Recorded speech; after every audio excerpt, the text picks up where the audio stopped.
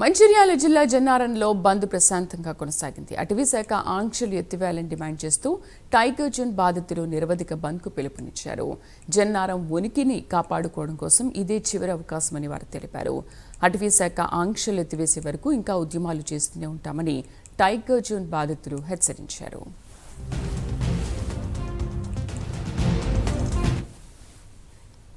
Transport vehicles ఉన్నాయి. మేము పోవాలన్నా ఎటు ఇంటికి రావాలన్నా జనం రావాలన్నా 20 కిలోమీటర్ల లోపల నుంచి ఇంటికి రావాలి. 9 అయిందంటే బండ్లు ఇడిచిపెడతలేరు. మా పరిస్థితి పోను 150, రాను 150, నెలకు 18,000 రూపాయలు ట్యాక్స్ అలా కడుతున్నాం మేము. ఆ పైసలు ఏం చేస్తున్నారు? మళ్ళీ తెల్లారి పెద్ద బండి 12 టైర్ బండి రాగానే 600 రూపాయలు తీసుకుంటారు. 6 గంటలకు బంద్ అంటారు. మళ్ళీ 6 గంటలకు అయినాక 600 తీసుకొచ్చి మళ్ళీ బండి ఇడిచిపెడతారు ఫారెస్ట్ వాళ్ళు. మేము ఇంటికి రావాలంటే ఆధార్ కార్డు చూపెట్టాలట, ఆర్సీ చూపెట్టాలట. మొన్న రీసెంట్గా జరిగిన వస్తా అంటే ఇప్పుడు మొన్న పిల్లగాడు పోయిండు, మొబిన్ ఖాన్ మీద పిల్లగాని మీద చేసుకున్నారు ఫారెస్ట్ వాళ్ళు. కొట్టిరు ఫోన్లు లాక్కున్నారు. మా ఇంటికి మేము రావడానికి డబ్బులు కట్టి మేము రావాలా? మీరు ఫ్లైవర్లు వేసుకోరి, మీ ఫారెస్ట్ కాడ ఫ్లైవర్లు వేసుకోరి, కంచి వేసుకోరి.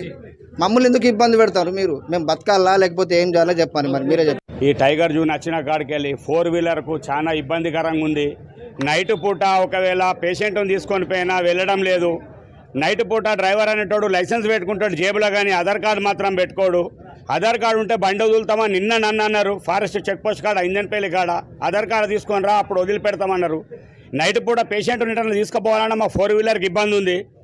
ఈ ఐచరోళ్ళు ఉన్నారు మా వాళ్ళు, పోయి వస్తారు ఆదిలాబాద్కు పత్తి అన్లోడ్ చేసి. వాడు ఆకలి మంటతోడు ఉంటాడు. ఆడ ఇంజన్ పెళ్లి కాడ ఆపి మరి నువ్వు నైట్ పూట నిన్ను వదిలాము అంటే వాని పరిస్థితి ఏంది? అక్కడ దోమలాల వండుకుంటే వాని పరిస్థితి ఏంది? ఇంటికాడ పిల్లలేంది? వాని పరిస్థితి ఏంది? మీ ఫారెస్ట్కి ఇంత ఆదాయం వస్తుంది, మీరు కంచి కట్టుకోండి, ఈ చెక్ పోస్టులు ఎత్తేయండి. చెక్ పోస్టులతో వచ్చే లాభం మీ ఫారెస్ట్ వాళ్ళకే ఉంది. కానీ అంటే ఇవన్నీ రూట్లు గిట్లు అన్నీ బంద్ చేసి నిమ్మలంగా కట్టె దాటిద్దామని మీరు చూసుకుంటారు.